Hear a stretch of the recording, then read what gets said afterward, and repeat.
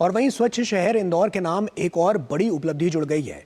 इंदौर को wetland city का दर्जा मिल गया है और विश्व के 31 शहरों में से भारत के इंदौर को वेटलैंड सिटी का तमगा मिला है। अंतर्राष्ट्रीय स्तर का ताज मिलने के बाद प्रधानमंत्री नरेंद्र मोदी ने भी इंदौर को बधाई दी है। दुनिया के 31 वेटलैंड सिटी में शामिल हुआ एमपी का इंदौर। पर्यावरण की दृष्टि से इंदौर स्वच्छतम शहरों में से एक। इंदौर के साथ ही उदयपुर को भी वेटलैंड सिटी का तमगा मिला। अंतर्राष्ट्रीय संस्था रामसर कन्वेंशन द्वारा 31 वेटलैंड शहरों की सूची जारी। पर्यावरण संरक्षण के क्षेत्र में काम करने वाली अंतर्राष्ट्रीय संस्था है रामसर।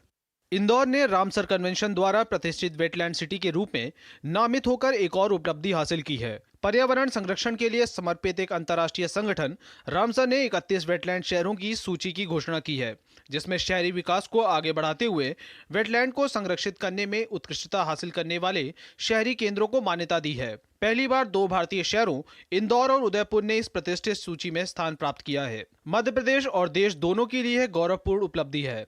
इंदौर शहर न केवल पर्यावरण की दृष्टि से देश और प्रदेश के सबसे स्वच्छ शहरों में से एक रहा है, बल्कि इंदौर को देश का पहला वेटलैंड शहर होने का गौरव भी प्राप्त हुआ है। औद्योगिक क्षेत्र के रूप में विकसित इंदौर पर्यावरण के क्षेत्र में भी संतुलन बनाए हुए है।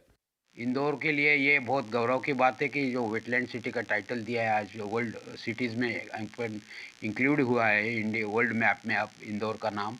तो उसके लिए अब लोगों से भी सहायता चाहिए हमको, लोगों से अपील करना है हमको कि इंदौर वासी अब पानी को कमी नहीं होने दे और ये तालाबों को संरक्षण करना बहुत ज़रूरी है।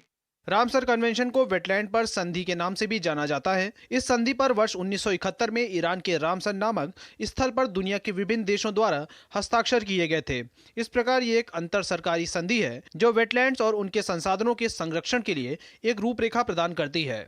इंदौर को वेटलैंड सिटी का दर्जा मिला, ये बहुत ही सुखद घटना है। उदयपुर के साथ साथ हमें भी ऐसा दर्जा मिला और पूरे वर्ल्ड में इंदौर को वो सम्मान प्राप्त हुआ जिसका वह अधिकारी था।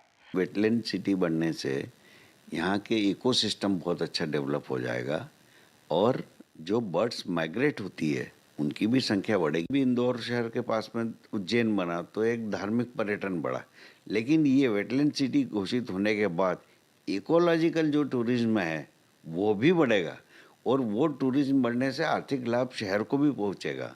अब तक तालाबों को ही वेटलैंड का दर्जा दिया जाता रहा है। पहली बार पूरे शहर को वेटलैंड का दर्जा दिया गया है। पर्यावरण मंत्रालय ने 2023 में वेटलैंड सिटी का प्रस्ताव भेजा था।